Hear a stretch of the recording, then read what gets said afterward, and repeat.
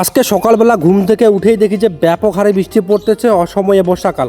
কালকে যে আমরা বিকালবেলা ধানগুলা বস্তার মধ্যে ভরেছি, আমার বাবা সকালবেলা ঘুম থেকে উঠে সেই ধানের বস্তাগুলোকে সেলাই করতে লাগলো। আর এইদিকে আমার মা ধানের মধ্যে কিছু পাথর ছিল, নোংরা ছিল, সেই নোংরাগুলোকে পরিষ্কার করতেছে। তার কিছুক্ষণ পরে বৃষ্টি কমে গেল। আমিও ব্রাশ করতে করতে সামনে আমাদের একটা প্রাইমারি স্কুল আছে, সেই প্রাইমারি স্কুলে গেলাম হচ্ছে মুখ ধোয়ার জন্য।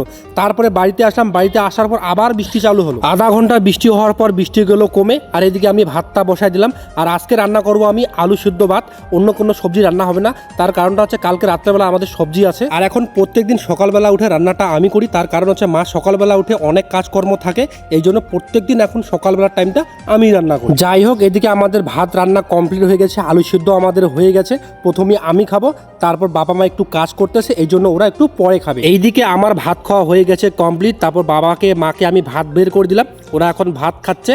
তারপর আমি ভাত খাওয়ার পর যদি ভাই পান সুপারি না খাই তাহলে আমাদের হবেই না।